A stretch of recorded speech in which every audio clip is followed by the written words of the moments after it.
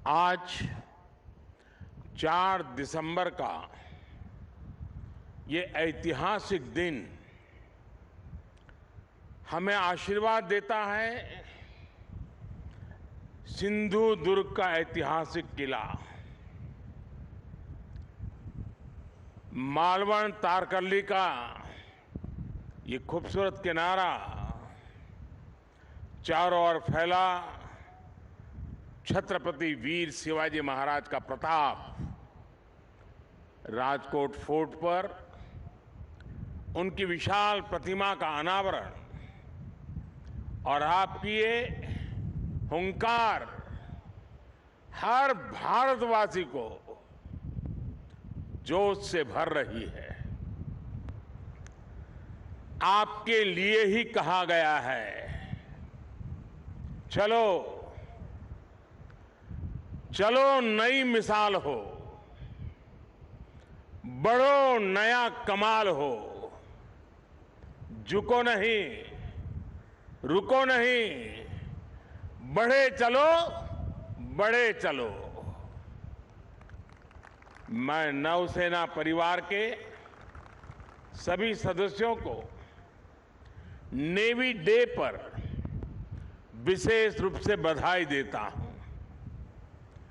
आज के दिन हम उन शूरवीरों को भी प्रणाम करते हैं जिन्होंने मातृभूमि के लिए अपना सर्वोच्च बलिदान दिया है। साथियों, आज सिंधु दुर्ग की इस वीर भूमि से देशवासियों को नौसेना दिवस की बधाई देना वाकई अपने आप में बहुत बड़े गौरव की घटना है। सिंधु दुर्ग के ऐतिहासिक किले को देखकर हर भारतीय गर्व से भर जाता है। छत्रपति वीर शिवाजी महाराज जानते थे कि किसी भी देश के लिए समुद्री सामर्थ्य कितना जरूरी होता है। उनका उद्घोष था, जलमेव यस्य बलमेव तस्य, यानी जो समुद्र पर नियंत्रण रखता है वह सर्वशक्तिमान है। उन्होंने एक शक्तिशाली नौसेना बनाई। कान्होजी आंग्रे हो, मायाजी नाइक भाटकर हो, हीरोजी इंदालकर हो, ऐसे अनेक योद्धा आज भी हमारे लिए बहुत बड़ी प्रेरणा है। मैं आज नौसेना दिवस पर देश के ऐसे पराक्रमी योद्धाओं को भी नमन करता हूं। साथियों, छत्रपति वीर शिवाजी महाराज से प्रेरणा लेते हुए आज भारत गुलामी की मानसिकता को पीछे छोड़कर आगे बढ़ रहा है। मुझे खुशी है कि हमारे नेवल ऑफिसर्स जो अपलेट्स पहनते हैं, अब उसमें छत्रपति वीर शिवाजी महाराज की विरासत की झलक भी देखने को मिलने वाली है। नए एपोलेट्स भी अब उनकी नौसेना के प्रतीक चिन्ह की तरह ही होंगे। ये मेरा सौभाग्य है कि नौसेना के ध्वज को मुझे पिछले वर्ष छत्रपति शिवाजी महाराज की विरासत से जोड़ने का अवसर मिला था। अब एपोलेट्स में भी छत्रपति वीर शिवाजी महाराज का प्रतिबिंब हम सबको नजर आएगा। अपनी विरासत पर गर्व की भावना के साथ मुझे एक और घोषणा करते हुए आज गौरव हो रहा है। भारतीय नौसेना अब अपने रैंक्स का नामकरण भारतीय परंपराओं के अनुरूप करने जा रही है। हम सशस्त्र बलों में अपनी नारी शक्ति की संख्या बढ़ाने पर भी जोर दे रहे हैं। मैं नौसेना को बधाई दूंगा कि आपने नेवल शिप में देश की पहली महिला कमांडिंग अफसर की तैनाती की है। साथियों, आज का भारत अपने लिए बड़े लक्ष्य तय कर रहा है और उसे पाने के लिए अपनी पूरी शक्ति लगा रहा है। भारत के पास इन लक्ष्यों को पूरा करने के लिए एक बड़ी ताकत है। ये ताकत 140 करोड़ भारतीयों के विश्वास की है। ये ताकत दुनिया के सबसे बड़े लोकतंत्र की मजबूती की है। कल आपने देश के 4 राज्यों में इसी ताकत की झलक देखी। देश ने देखा, जब लोगों के संकल्प जुड़ते हैं, जब लोगों की भावनाएं जुड़ती हैं, जब लोगों की आकांक्षाएं जुड़ती है, तो कितने सकारात्मक परिणाम सामने आते हैं। अलग अलग राज्यों की प्राथमिकताएं अलग है, उनकी आवश्यकताएं अलग है, लेकिन सभी राज्यों के लोग राष्ट्र प्रथम की भावना से ओतप्रोत है। देश है तो हम हैं। देश आगे बढ़ेगा तो हम आगे बढ़ेंगे। यही भावना आज हर नागरिक के मन में है। आज देश इतिहास से प्रेरणा लेकर उज्जवल भविष्य के रोडमैप तैयार करने में जुट गया है। लोगों ने नकारात्मकता की राजनीति को हराकर हर क्षेत्र में आगे निकलने का प्रण किया है। यही प्रण हमें विकसित भारत की ओर ले जाएगा। यही प्रण देश का वो गौरव लौटाएगा जिसका ये देश हमेशा से हकदार है।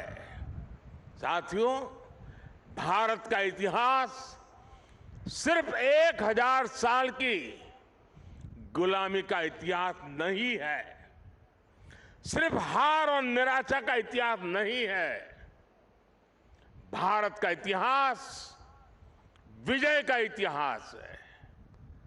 भारत का इतिहास शौर्य का इतिहास है। भारत का इतिहास ज्ञान और विज्ञान का इतिहास है।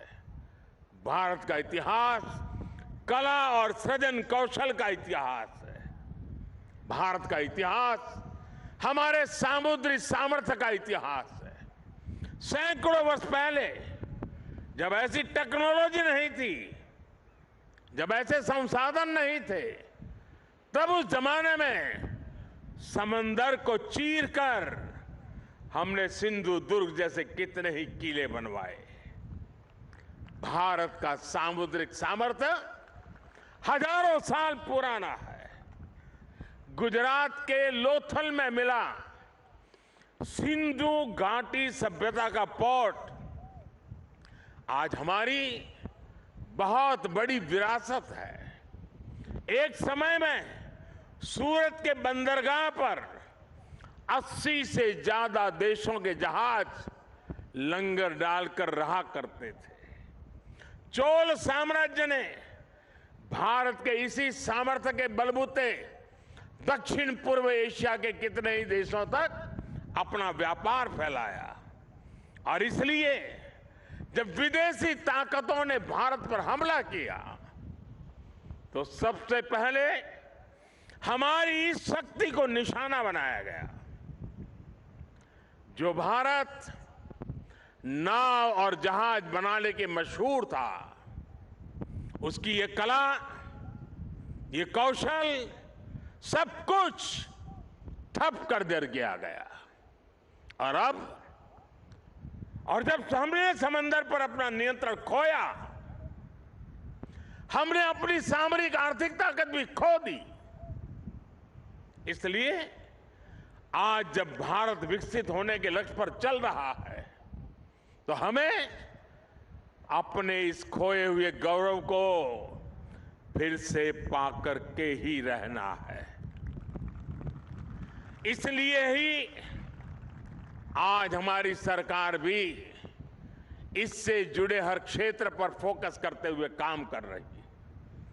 आज भारत ब्लू इकोनॉमी को अभूतपूर्व प्रोत्साहन दे रहा है। आज भारत सागर माला के तहत पोर्ट लेड डेवलपमेंट में जुटा है। आज भारत मैरीटाइम विजन के तहत अपने सागरों के पूरे सामर्थ्य का इस्तेमाल करने की ओर तेज गति से बढ़ रहा है। मर्चेंट शिपिंग को बढ़ावा देने के लिए भी सरकार ने नए नियम बनाए हैं।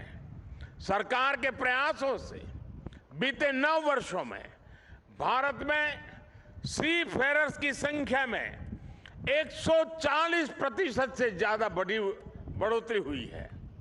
मेरे साथियों, ये भारत के इतिहास का वो कालखंड है जो सिर्फ 5-10 साल का नहीं बल्कि आने वाली सदियों का भविष्य लिखने वाला है।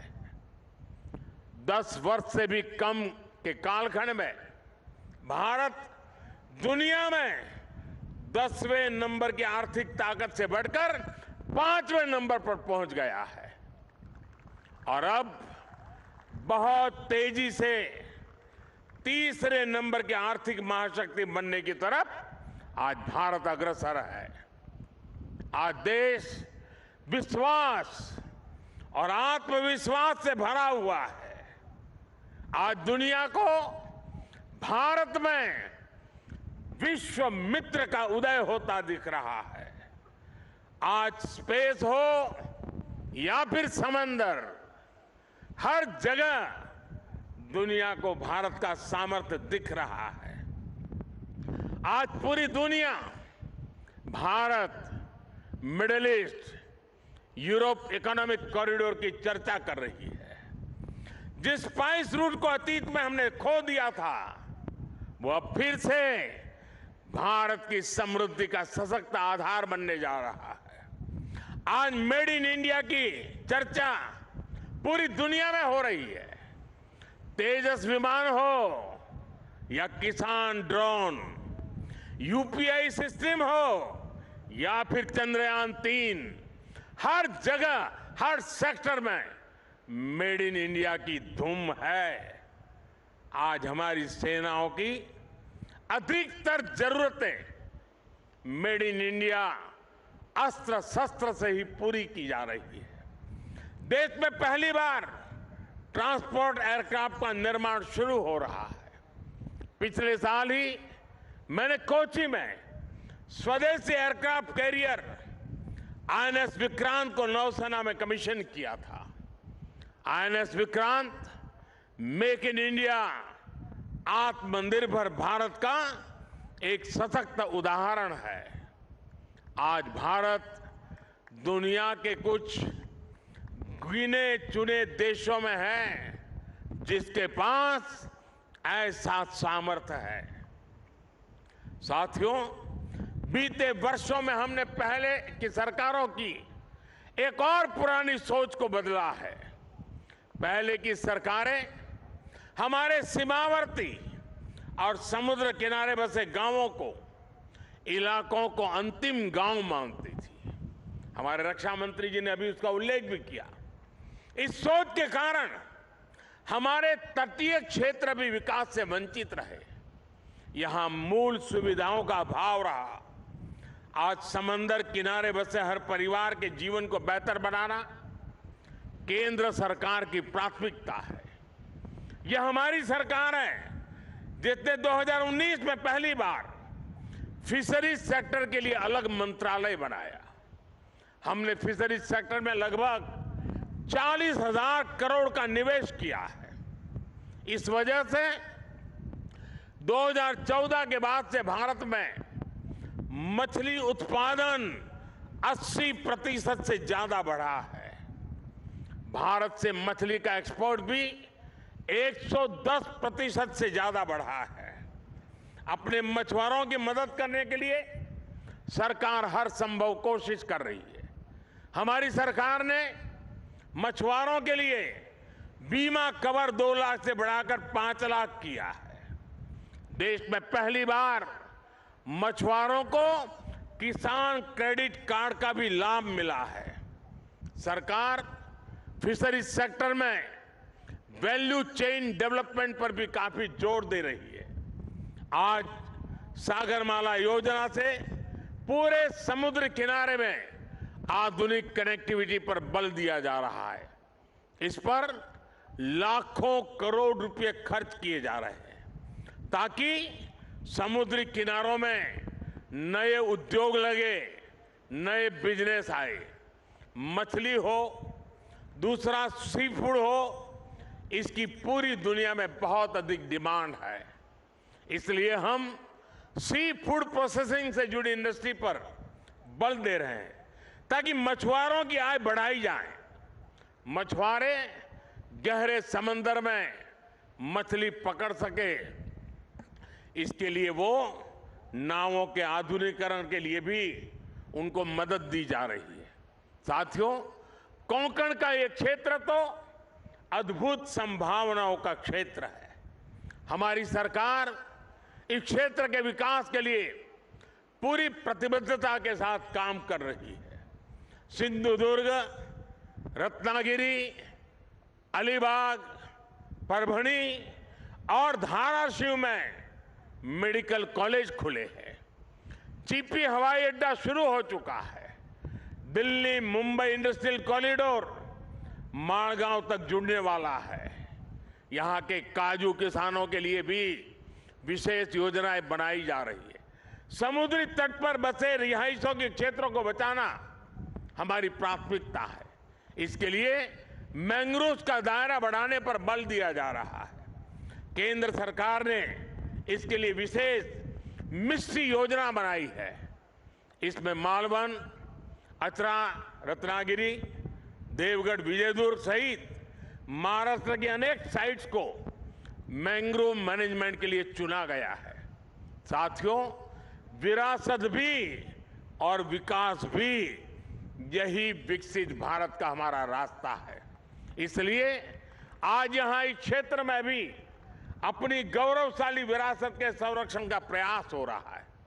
छत्रपति वीर शिवाजी महाराज के कालखंड में जो दुर्ग, जो किले बने हैं, उनको संरक्षित रखने के लिए केंद्र और राज्य सरकार संकल्पित है। कोंकण सहित पूरे महाराष्ट्र में इन धरोहरों के संरक्षण पर सैकड़ों करोड़ रुपए खर्च किए जा रहे हैं। हमारा प्रयास है कि पूरे देश से लोग अपनी इस गौरवशाली विरासत को देखने आए। इससे इस क्षेत्र में टूरिज्म भी बढ़ेगा, रोजगार, स्वरोजगार के नए अवसर भी बनेंगे। साथियों, यहां से हमें अब विकसित भारत की यात्रा और तेज करनी है। ऐसा विकसित भारत जिसमें हमारा देश सुरक्षित, समृद्ध और शक्तिशाली हो सके। और साथियों, आमतौर पर army day, air force day, navy day ये दिल्ली में मनाए जाते रहे हैं और दिल्ली में जो आसपास के लोग हैं वो उसका हिस्सा बनते थे और ज्यादातर इसके जो चीफ होते थे उनके घर के लोन में ही ये कार्यक्रम होते थे। मैंने उस परंपरा को बदला है और मेरी कोशिश है कि चाहे आर्मी डे हो, नेवी डे हो या एयरफोर्स डे हो, देश के अलग अलग हिस्सों में हो। और उसी योजना के तहत इस बार का नेवी डे इस पवित्र भूमि पर हो रहा है जहां पर नेवी का जन्म हुआ था। और मुझे थोड़े समय पहले बता रहे थे कुछ लोग कि बोले पिछले सप्ताह से हजारों की तादाद में लोग आ रहे हैं इस हलचल के कारण। मुझे पक्का विश्वास है कि अब देश के लोगों का इस भूमि के प्रति आकर्षण बढ़ेगा। सिंधुदुर्ग के प्रति एक तीर्थ का भाव पैदा होगा। छत्रपति शिवाजी महाराज ने युद्ध के क्षेत्र में कितना बड़ा योगदान दिया था, जिस नेवी के लिए हम गर्व करते हैं उसकी मूल धारा छत्रपति शिवाजी महाराज से शुरू होती है। इसका गर्व आज देशवासी करेंगे। और इसलिए मैं नेवी के मेरे साथियों को, हमारे रक्षा मंत्री जी को मैं हृदय से बधाई देता हूं कि उन्होंने इस कार्यक्रम के लिए इस प्रकार के स्थान को चुना है। मैं जानता हूं ये सारी व्यवस्थाएं करना कठिन है, लेकिन इस क्षेत्र को भी लाभ होता है। बहुत बड़ी तादाद में जन सामान्य भी इससे जुड़ता है और विदेश के भी बहुत मेहमान यहां आज मौजूद हैं। उनके लिए भी बहुत सी बातें नई होगी कि नेवी का कंसेप्ट छत्रपति शिवाजी महाराज ने इतनी शताब्दियों पहले शुरू किया था। मैं पक्का मानता हूं जैसे आज G20 में दुनिया का ध्यान इस बात पर गया कि भारत सिर्फ विश्व की सबसे बड़ी डेमोक्रेसी है, इतना ही नहीं, भारत मदर ऑफ डेमोक्रेसी है। उसी प्रकार से भारत है जिसने नेवी की इस कंसेप्ट को जन्म दिया, सामर्थ्य दिया और आज विश्व ने उसको स्वीकार किया है। और इसलिए आज का ये अवसर विश्व पटल पर भी एक नई सोच के लिए निर्माण का कारण बनने वाला है। मैं फिर एक बार आज नेवी डे पे देश के सभी जवानों को, उनके परिवारजनों को और देशवासियों को बहुत बहुत शुभकामनाएं देता हूं, बहुत बहुत बधाई देता हूं। मेरे साथ पूरी शक्ति से एक बार बोलिए, भारत माता की, भारत माता की, भारत माता की। बहुत बहुत धन्यवाद। જો તમે જાણશે ગુજરાત યુટ્યુબ ચેનલને સબસ્ક્રાઇબ ન કરી હોય તો અત્યારે જ સબસ્ક્રાઇબ કરો અને બેલ આઇકોન જરૂરથી દબાવો, જેથી દરેક મહત્વના વિડીયોની નોટિફિકેશન તમને મળતી રહેશે। આ સાથે જ લેટેસ્ટ સમાચારથી અપડેટ રહેવા માટે સોશિયલ મીડિયામાં અમારા Facebook page, threads, Instagram, daily hunt પેજને ફોલો કરો અને અમારી સાથે જોડાઓ।